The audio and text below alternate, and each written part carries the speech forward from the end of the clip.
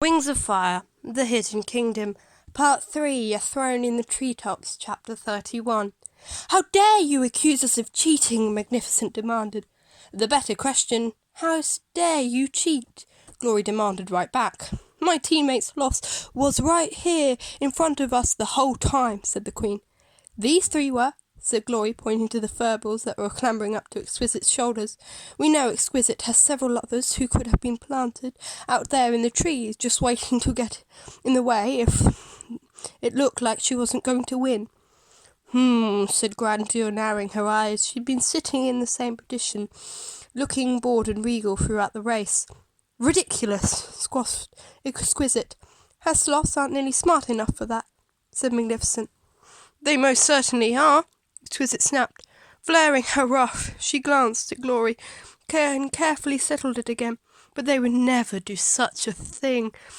"They'd do anything you told them to," Kinkajou cried, as a surge of orange outrage rippled down her tail. She snapped her teeth at the nearest sloth, and it chirped fiercely at her. "Enough," said Handsome. "Jambu, what did you see?" Glory barely recognised her brother with his scales, this dismal blue-grey colour. He lifted his shoulders despondently. "I don't know. It happened all so fast. One moment I was flying, and the next I was choking. I saw sloths in the trees, but you don't know that they were Exquisites, or that they had anything to do with the vine in your way," Magnificent finished. Jambu gave Glory a mournful look. "It's all right, Jambu," she said. "I know you would have won in a fair race." She made sure her voice was loud enough to carry to the crowd of watching rainwings. Magnificent hissed softly and snatched up the treetop race nut from the low table. Lashing her tail, she dropped it in a hollowed-out coconut on her side of the auditorium. "Let's move on," Handsome said, clearing his throat. "Perhaps the flower hunt next?" Tamarin stepped forward. Her wings trembled and her scales were rippling with pale green again. Glory wondered whether she could tell that her emotions were on display. Another question occurred to her. "Can you use camouflage?" she asked Tamarin. "I mean, since you can't see what you're trying to match." "Yes, it works anyway," Tamarin said. "Don't ask me exactly how." She took a few deep breaths, closing her eyes. Dark green, dappled with sunlight and shadows, spread across her whole body until she matched the vines below her. "I can't choose what colour I am," Tamarin explained. "So if you asked me to make my scales red, for instance, I couldn't do that. But if I relax, they automatically switch to whatever's around me." "Fascinating," Glory said. More important, Tamarin didn't look quite so terrified anymore. Fruitbat shuffled forward, swinging her bulky orchid necklace around so most of it hung down her back. An odd smell wafted forward with her, of decaying leaves to sneeze something sickly sweet. It wasn't as bad as the smell in the Nightwing Kingdom, but it wasn't pleasant either. "So, how does this contest work?" Glory asked. "And how can we be sure there's no cheating this time?" She was gratified to see that Magnificent couldn't keep her scales from turning red. Making other dragons angry was one of the skills Glory already knew she was good at. She glanced over her shoulder at Tsunami, who had her fierce face on. She looked ready to charge into the auditorium and take on all 5 queens herself. "Ahem," Handsome said hastily, clearing his throat a few times. "Yes, the contest. For this member of the team, the Queen has requested a flower hunt. Therefore, early this morning, I hid a particular flower somewhere in this auditorium. A rare, majestic, common cinnamon orchid. Not the more common yellow variant, but the exclusive red variety." "Ooh," went all the watching rainwings. "Whoever finds it first, naturally, will win," said Handsome. One flower, Glory thought, in this whole giant place. It could be anywhere, and she can't see. How can Tamarin even begin to look for it? Even if she could feel the difference between flowers, how will she know whether it's red or yellow? For the first time, Glory thought maybe she was going to lose this contest after all. Maybe she wouldn't be queen. She narrowed her eyes at Magnificent and lashed her tail. "Fine, I'll think of another way to rescue the rainwings from the Night Kingdom if I have to." Ansem spread his wings. "You may begin!" Fruit Bat leapt into action, faster than Glory would have expected from looking at her. Fruit Bat started dashing around the circle, poking her nose into every crevice and pocket. She scrambled up drifted piles of leaves and lifted bunches of vines. She nudged aside dragon tails that were draping over the edge of the platforms. She pounced on every glimmer of orangey red, startling quite a number of innocent birds and beetles. I will slow down, by the way. Meanwhile, Tamarin stood very still, right where she started. Her nostrils twitched. Her wings went up and down as she breathed deeply. After a few moments of this, Glory said, Shh, said Kinkajou. "She's busy." "Could she be busy in a more busy-looking way?" Glory asked. Tamarin inhaled again and lifted her snout. Small feathers of flame flickered along her ruff, shaped like the flowers she was looking for. "She can smell it?" Glory whispered to Kinkajou. "Is that what she's trying to do?" "She will do it," Kinkajou promised fiercely. "Her nose is amazing." "I believe you," Glory said, "but there have to be a million flowers within smelling distance right now, not to mention all these dragons and monkeys and other things that smell much stronger than any one flower. There's no way she'll find it." "You don't know Tamarin's nose," Kinkajou said. "Now shush." Glory sat back and curled her tail around her talons. There wasn't anything she could do now. She badly wanted to start tearing up the auditorium the way Fruit Bat was doing, but she wasn't allowed to help. Is this what being queen is like? Issuing orders and then sitting around waiting for dragons to carry them out? She thought of the other queens she'd met. Queen Scarlet and Queen Coral preferred to have their minions do their dirty work, but Burn and Blister both seemed rather claws-on. Perhaps because they weren't really queens yet, or because they'd learnt, after years of war, that the only dragon you could really trust was yourself. Glory glanced at Sunny and Tsunami again. She did trust the other dragonettes, a little, in different ways. She trusted Sunny to at least try to do whatever was brave and right, even if she was too small to do it effectively. Starflight had neither courage nor fighting skills, but if Glory ever needed to figure something out, she'd trust Starflight's brain in a second. That's why she wanted to talk to him about Scarlet before anyone else. If she could trust she could trust Tsunami to fight tooth and claw, really in almost any situation, including several where it would be quite inappropriate, and of course there was Quay, who would do anything to save his friends. She wished they were her team instead of the Rainwings she barely knew. As much as she liked Kinkajou, it was agonizing to feel this powerless over her own destiny. I'm the one who wants to be queen. I should be the only one who has to fight for it. Magnificent's eyes darted back and forth between Tamarin and Fruit Bat. When Tamarin finally took a step forward, the queen let out a hiss, and Fruit Bat whistled around to see what her competitor was doing. "Tamarin," Glory said quietly, if you know where it is, move fast, because Fruit Bat is watching, and I think she'll try to beat you to it." The blind Rainwing took another deep breath, crouched, and launched herself into the air. She nearly overshot the platform she was aiming for, but her tail brushed it, and she swung back to land on it in a graceful motion. It was the start and finish racing platform used by Jambu and Exquisite, the one littered with bouquets of peach-coloured star-shaped blossoms. Fruit Bat bolted after her. Tamarin quickly bowed her head and sniffed at the bouquets. Just as Fruit Bat landed heavily beside her, Tamarin snatched up one of the bundles and pulled off the soft fur ribbon that bound it together. The pale pink flowers fell away, revealing a flower hidden inside. It was shaped like a cluster of dragon claws, each glowing like a tongue of fire. Magnificent and Fruit Bat let out matching cries of rage. "That sounds promising," Tamarin said with a smile. "You did it!" Kinkajou shouted. "You found it!"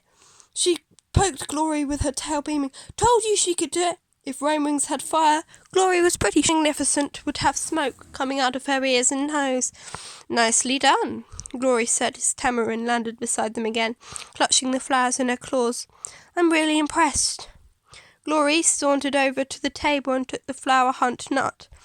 With an arch look at Magnificent, she dropped it in her own coconut bowl. 1-1. 3 more contests to go. And then she'd be queen. What should we do next? Glory asked Magnificent. She was feeling a lot more confident now. How about the camouflage one? Magnificent bared her teeth. Sounds perfect. Have you ever been in a camouflage contest before? Handsome asked Glory. Not precisely, Glory said, but I have had to use my camouflage to avoid dragons who want to kill me. So if you're asking whether I can handle the pressure, I'm going to go with yes. Actually, I was wondering if you knew the rules, Handsome said, hiding a smile. But they're not complicated. One of you hides first, somewhere within the eyesight of this spot. Then the other will search for you, and then you'll switch worlds. I will judge who finds the other fastest. If it is too close to tell, we will try again. Got it, Glory said. Do you remember? Handsome began, turning to Grandeur. Gloria was wondering which of them was older. They both seemed as ancient as the claws of the Cloud Mountains. Of course I remember, Grandeur snapped. She drew herself up and hissed at the gathering crowd until they were all quiet, listening. I remember everything. I remember when we actually needed our camouflage to protect ourselves from invading dragons. It wasn't a game back then. It was what we had to do to survive. Enough boring stories, Magnificent commanded, earning herself another glare. Grandeur, hush up until it's your contest. I'll hide first. Handsome tied a long fat leaf around Glory's eyes. As darkness settled around her, she thought that this must be what it was like for Tamarin all the same. She could remember only one story about a blind dragon in the scrolls, and it was from long ago, before the scorching. A moment later, the blindfold was lifted away. The curious faces of hundreds of rain wings filled her vision. You may begin, said the old dragon with a nod. Glory blinked and turned in a circle, searching for clues. Magnificent had vanished very thoroughly. Her small crown of white flowers had laid abandoned on the vines. There were no sign of her gold-tipped purple scales, and none of the hammocks around the arena had a sudden unusual bulge up them. In them. Where could she be? Where would I hide if I were a particularly forgetful, spectacularly lazy rainwing? She didn't think Magnificent was the type to climb trees or hang by her tail if there was someone she could lie down and comfortably said. Instead, most of the platforms and walkways were too crowded with dragons for her to squeeze in there easily, which gave Glory an idea. She turned to study the watching rainwings. Some of them might have been seen where Magnificent hid, and all of them had been playing this kind of hide-and-seek their whole lives. They must have been scanning the area too, trying to find her first. She noticed that Exquisite and Fruitbat were staring up at the nearby tree, swathed in fuzzy moss. They were staring at it a little too hard, as if they were hoping Glory would notice that they were. Fruitbat nudged Grandeur, and the stately old dragon gave her a look of disgust. Then Glory caught a couple of rainwings glancing in the direction of a fruit stand on the far side of the arena. They narrowed their eyes at it, then leaned in to whisper to each other. Worth a look, Glory thought. She flew across the arena to the fruit stand. It was a wooden platform with low walls that were built to also be tables, most of them covered with mangoes, pineapples, the red, spiky spears, and the star-shaped green fruits. Crowded bunches of bananas hung from the branches over her head. She swept her tail across the floor of the platform, then studied the tables, but she couldn't see any sign of a dragon hiding anywhere. She looked up and poked the dangling banana bunches. Finally, she jumped over on one of the walls and flew up above the bananas. There was something a little odd about the way some of them were hanging, as if something heavy were lying on top of them. It was eerie. All she could see were shadows and light, green leaves and bright yellow bananas. But when she reached out, her claws brushed against dragon scales, and this indignant hiss told her she found what she was looking for. Your Majesty? Glory said with a polite bow. Very impressive camouflage, she added honestly. Let's see what you can do, Magnificent grumbled, her shell shifting back to purple. They all returned to the centre of the arena as the Rainwings all applauded. It took Glory to realise they were all applauding for her. This, she hoped, that meant she found the Queen fairly quickly. Now she had to hide even better than Magnificent had. Handsome stepped up to tie the blindfold around Magnificent's eyes. Glory let her scales shift into the greens of the vines below her. She didn't want anyone to see where she went, especially the other queens. Her first idea had been to go straight up and blend into the sky overhead, but to stay aloft she would had to keep her wings moving, and she was worried that Magnificent might feel the breeze. So instead she headed for the tree Exquisite and Fruitbat had been staring at. She swarmed up the side of it, feeling the shaggy moss squish below her talons. Her scales had changed instantly to the dark brown and yellowish green of the moss-covered tree. Once she thought she was high enough, she twisted around so she could see everything below her. She flattened herself against the trunk and concentrated, adding the shape of a tiny blue tree frog on her back to give for extra camouflage, which was the trick Mangrove had taught her. Down below she heard Handsome tell Magnificent that she could start looking. The Queen's eyes popped open, and she turned immediately to the other queens. Exquisite and Fruitbat lifted their wings in befuddlement. Grandeur yawned coldly. Magnificent spun in a circle, peering at everything. She let out a small hiss of frustration, then gathered her wings. Suddenly she bared her fangs and charged towards the edge of the circle where Sunny was standing. She wouldn't dare hurt my friends, but Glory felt herself flinch as Sunny jumped back. At the same moment, Silver leaped off Sunny's back with a yelp of alarm and bolted towards the tree where Glory was hiding. Magnificent saw the sloth was going, shot past her and slammed into the tree trunk, nearly jarring Glory loose. The scream scrambled up the tree so fast she stepped on Glory's wings before realising she'd found her. With a triumphant yell, she backed up and poked Glory in the snout. "Found you!" Magnificent cried. Silver clawed up and flung herself into Glory's arms, shivering. Glory swung onto a branch so she could hold the sloth to her chest and stroke its fur. "Did you think that was funny?" Glory asked Magnificent, "scaring a harmless sloth like that?" From the merriment and shocked expressions on the faces below them, she guessed this wasn't a very popular way to treating one of the Rainwing pets. "She'll survive," Magnificent said.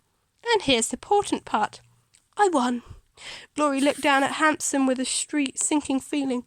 He spread his talons in a what-can-I-do gesture. "The Queen is correct," he said. "Magnificent wins this round. Come back for Chapter 32.